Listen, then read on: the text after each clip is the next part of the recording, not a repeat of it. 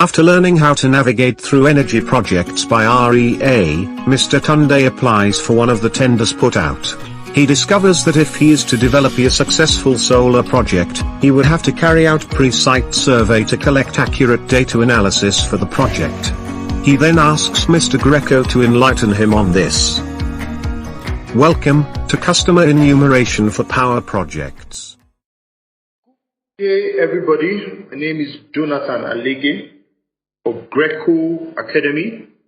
We have a very short presentation to go through together. Unfortunately, because of the peculiarities of COVID-19, we cannot do a physical presentation, so we're doing an online one. And today's presentation is about customer enumeration for power projects. Our outline, what we're going to be going through in this about 40-45 minutes.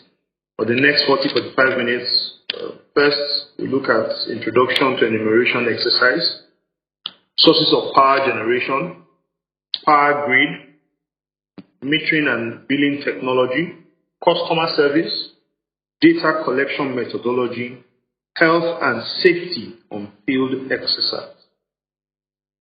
But what we normally do with all of our presentations, whether physical or online, is to put out a disclaimer. We don't claim ownership of all the materials that we use for this presentation, simply because some of them are publicly available resources you can find on the internet, so we don't claim ownership of everything.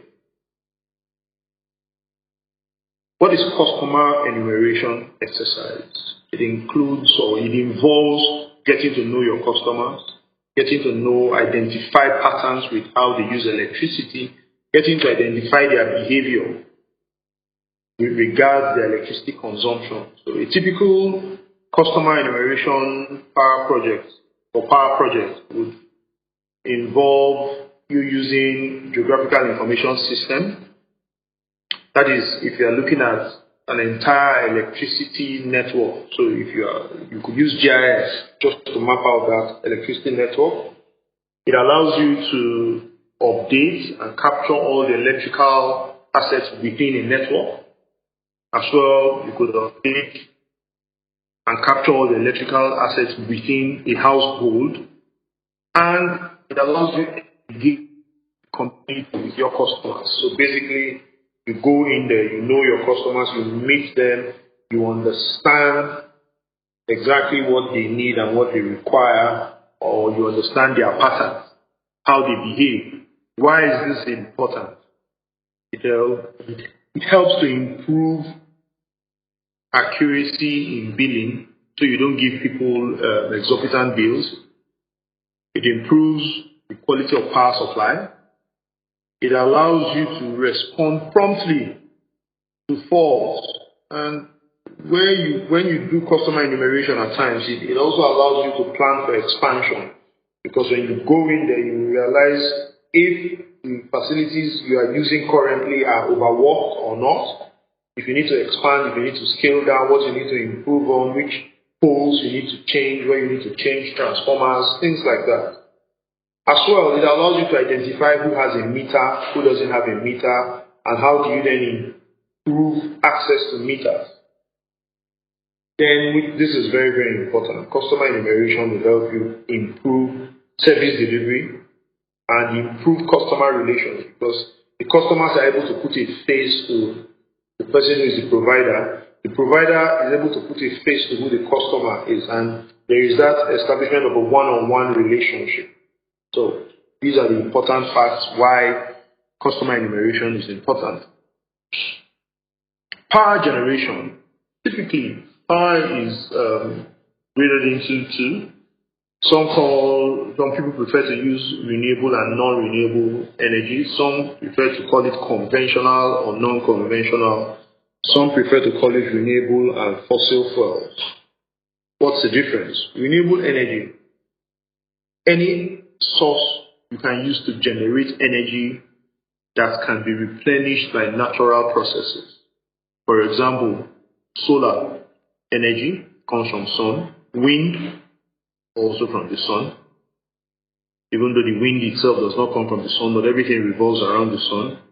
Bioenergy from plants and things like that. Then small hydro. Hydro is also considered renewable energy. So any source you can use to generate energy that can be replenished through natural process is generally regarded as renewable energy. However, most of what the world uses to generate energy comes from fossil fuels, the one that people like to call conventional or non-renewable energy. Fossil fuels such as coal, oil, natural gas. These are not things that can be renewed or replenished through natural processes, but majority of the electricity generated or energy generated in the world comes from non-renewable sources of energy. A power grid, what is a power grid? A power grid typically contains or consists of generation, transmission, and distribution. How does it work? So generation is all the components you use to generate the electricity. Transmission, the components you use to transmit the electricity long distances, typically. And distribution is distributing that energy or that electricity that has been generated, transmitted. Distribution is distributing it, getting it to the end user, the customer who actually needs it. So how does it work? Typically, when electricity is generated from the generation plant, you install step-up transformers. The idea is that these step-up transformers will step up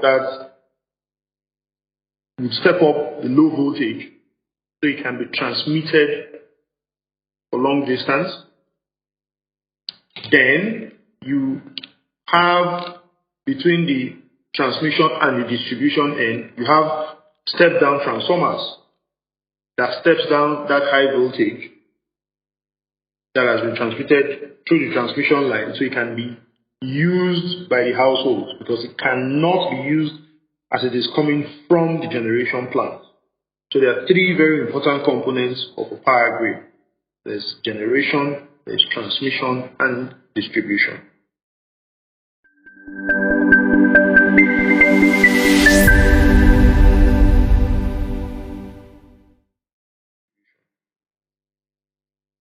What does generation typically do?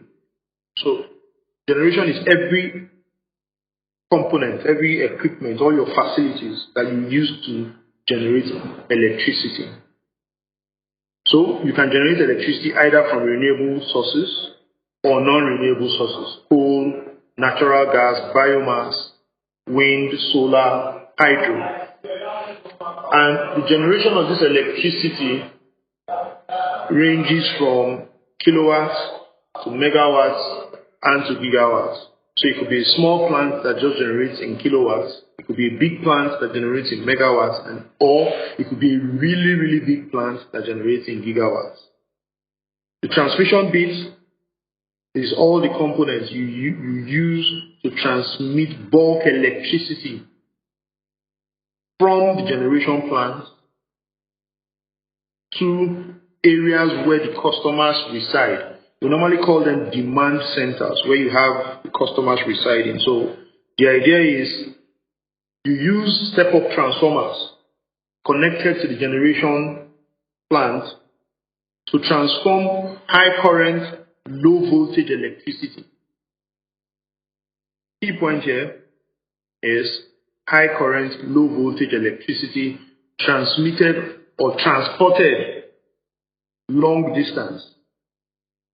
When it gets to the distribution part, it is then transferred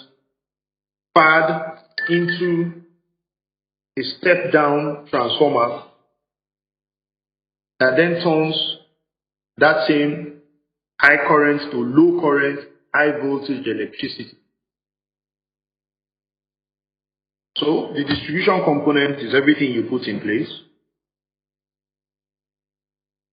The generation components of the power grid, it contains all of the entities, all of the equipment, all of the facilities that you use to generate electricity either from your renewable energy sources or from your non-renewable energy sources. So all the equipment you require to generate electricity from solar, from wind, from biomass, from hydro, from coal, from nuclear, or from natural gas. That is what makes up your generation component of a power grid.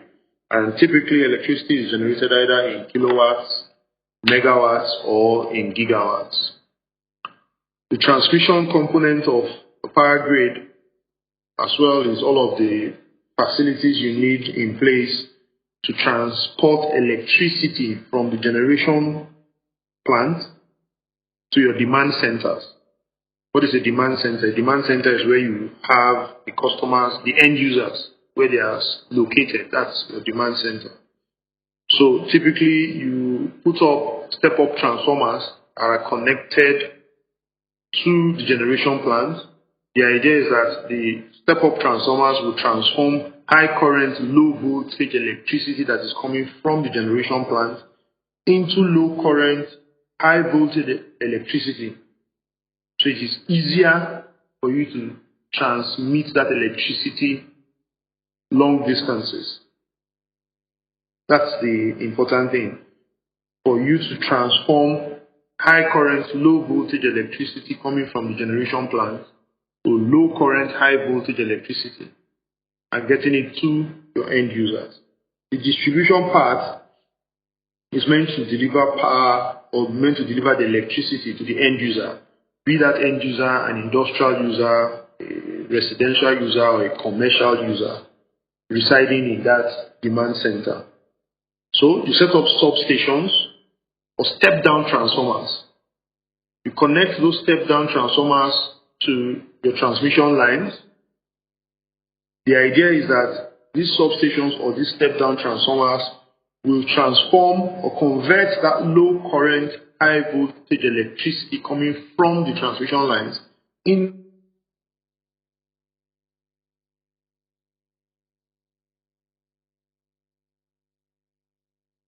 the commercial user or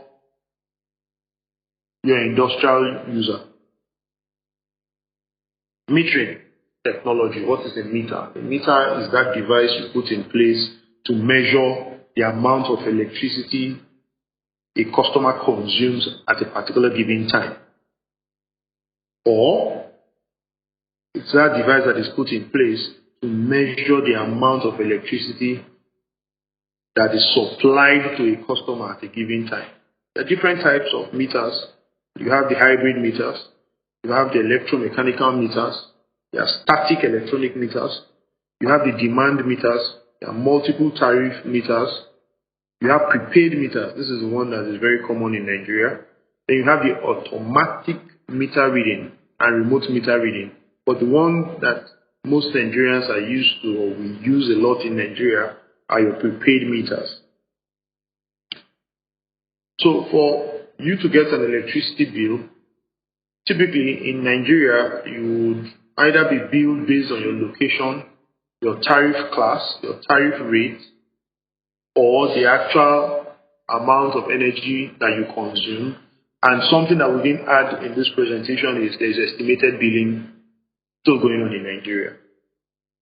But looking at the new review, the upward review of prices for tariffs for electricity consumption in Nigeria, it doesn't seem any of this class is mutually exclusive. But anyway, for different tariff class, the amount of money you pay, the bill you pay on a monthly basis depends on the class that you fall into as a customer. There are 5 different classes, and just basic, there are 5 different classes. With some more explanation. There's a residential class A. Residential, those are people who only use the electricity for their homes. Class B, commercial, those are the ones who use electricity for maybe offices or for shops or for supermarkets, things like that. Class C, industrial, these are people who use the electricity for manufacturing. Class D, regarded as special, so maybe hospitals or government institutions, schools, religious houses, they fall into class D. Class E, street lights. So the tariff for each class is different. But what we have here is what currently obtains in the market, even though there was a current review, upward review, which doubles this tariff by about 100%, though it has been suspended currently. So what the new tariff does now is it bills you the location and the amount of power supply you get in a day. So if you get electricity 8 hours and upwards, yours is higher than the person who gets 8 hours and below. That's what they are currently wanting to implement. But for the purpose of this presentation, residential is broken into R1, R2, R3, and R4. The difference is simple. If you are an R1 customer, it means you are using one phase. If you are an R2, you are using two phases. If you are R3, so it's the same thing across all the different classes, whether you are commercial, whether you are industrial, whether you are special. So for commercial it's C1, C2, C3. For industrial it's the same thing. The price variation is not that much.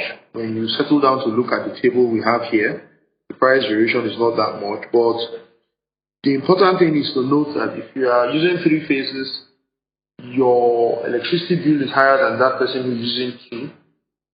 And the person using 2, his is higher than the person who is using 1. That's what is the most important thing to note out of this. Customer service.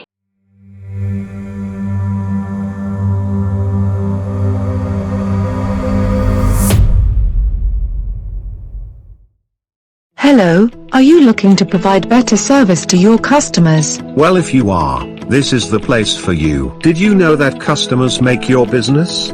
Also, the best type of referrals are provided by loyal customers. Around the globe, 96% of customers say customer service is an important aspect in their choice of loyalty to a brand. Learn how to acquire new customers and make them loyal. Learn how to make your old customers happy and refer you to other customers.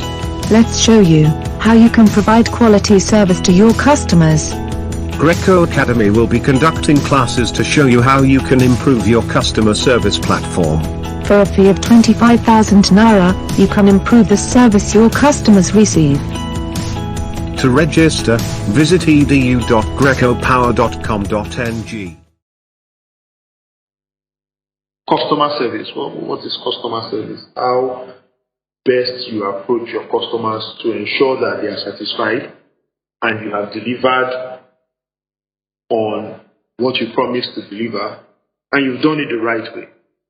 What is really the right approach? The right approach should focus on quality of service delivery, should focus on how you support your customers in helping them sort out whatever issues they have. Customer service should be done the right way to ensure that you are seen as reliable, you are seen as friendly, you are generally perceived as you care about what they need, and that you are very, very helpful. Each time they call on you, yes, you help to sort out whatever it is that is bugging them. So what will this achieve if you do customer service the right way? You will get customers who are loyal to you, customers who would always blow your trumpet and say, oh, each time we go to them, they always sort out our issues. It minimizes the troubles you will get from a customer if you do it the right way. Of course, you are going to meet all sorts of customers, but the most important thing a customer needs from a service provider is that you understand their needs. You care about them. You can support them. You are generally out there to help. You take what affects your clients in terms of your service delivery serious. From time to time, you are willing to provide the right advice. You ensure that you are delivering quality, not just quantity, that your customers are satisfied, and that at the end of the day, you are regarded as a reliable brand. But you are going to meet customers who are friendly, some are rude, some can be confrontational, some even take it to the extra mile. They are violent at times. Some can be collaborative, while others can be peaceful. But the important thing to note is be aware that you meet all sorts of customers. How you deal with them, their situation might differ, because all of what we are saying now is a presentation, but when you are out there on the field, what you might encounter might be totally different from what we've already said here. But most customers will fall into any of these categories of being friendly, rude, confrontational, violent, peaceful, collaborative, one who's willing to listen to you or not. But you must understand that what you want to achieve in service delivery or a customer service delivery agent is to push your brand out there. You are reliable, you are trustworthy, you are helpful, you listen and you care about what your clients are going through, and you are always there willing and ready to proffer solutions. Data collection. What is data collection? It's that process of you collecting different pieces of information from customers, putting it together, trying to identify patterns, because you want to use that information you have gathered to answer important questions, to look at what the possible outcomes would be, and you want to use the identified patterns to suggest or to proffer solutions. So you go out there, you engage with customers, you are trying to get information off them, like information such as how much electricity supply in a day do you get, or how many hours of electricity supply in a day do you get? How much do you pay for estimated billing? Do you need a meter? Things like that. So you are trying to identify patterns such that those patterns can help you pinpoint what the problem is and proffer solutions to those issues that customers are dealing with. So in order to carry out this sort of customer enumeration, you must use data, and statistics will come into play. So that's where you hear that term statistical data. What is statistics? You've gone out and let's assume you go to a particular town or you go to a particular area in a town, and you've identified that in area A, they get electricity supply for 6 hours a day. In area B, they get electricity for 2 hours a day. That is you already building statistics. You've identified how many customers live in area A and how many customers live in area B. And so it allows you to then say, okay, in area A, where we have 30 residents, they get electricity supply for 6 hours a day. In area B, where we have 8, they get electricity supply for 2 hours a day. What then do we do? So all of this data will come in very, very handy for decision making, especially when you are focused on research, particular kind of research, when you are trying to identify how to improve your service delivery.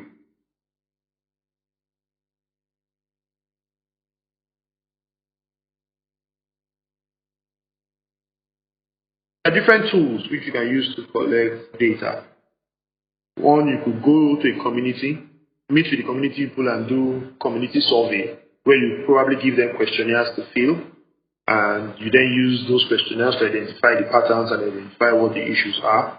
You could also go to a community and do field survey, where you are physically counting the things. You could go to a community and just observe, so you can collect data via observation. You can collect data by interviews, face-to-face interviews. You could do focus groups, or you could do specified questionnaires, structured specified questionnaires for collecting data from them. You could do case studies.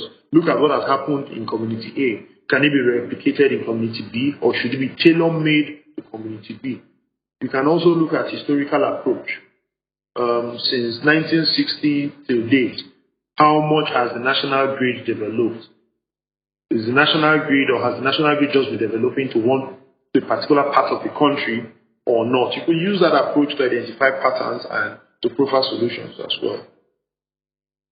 But for you to go out on the field to do all of these things, whether you are delivering your customer service, whether it is data you are collecting, to do all of this, you must take your health and safety into context. for several reasons. One, you are vulnerable going out there, because you are going out there to challenge what people believe. You are going out there to try to change people's perception and their behavior. And because you want to continuously engage with these people and check up on them, you have to also take your own safety into context. For several reasons, like I already mentioned, you are vulnerable. You are going out there to address complaints. So you have to be proactive on how you do these things. You cannot just be reactive. You have to be prepared. You have to know that you have to be resilient for several reasons, because some of these people have never met you in their lives. They don't know who you are. So they might be very, very cagey in how they give you information. So you must protect yourself. You must wear helmets. You must wear safety boots, safety helmets. You must wear the safety jackets, the PEP jackets. You must even wear reflective jackets, so from afar, people can see you and identify you. In most cases, it would have been the ideal thing to do, rather, in most cases, is to have pre-informed the people that you are coming. You don't just get crash on people who have never met you in their lives and expect them to just give you information like that.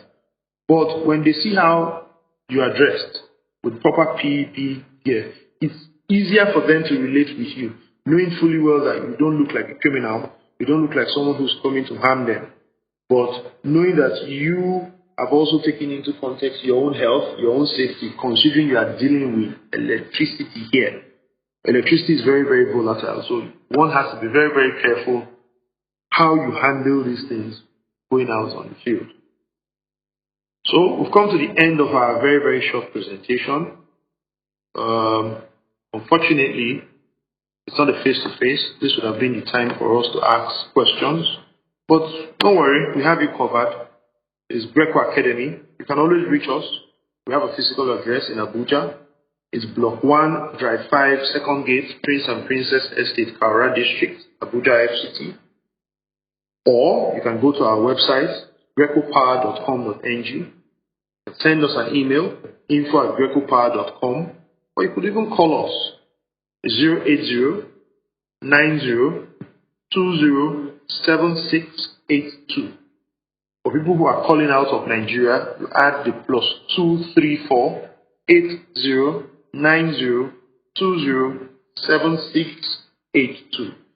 Thank you very, very much for your time, and I do hope to hear from you to get feedback, and I'm available to answer your questions, and my other colleagues are also available to answer your questions. Thank you very much.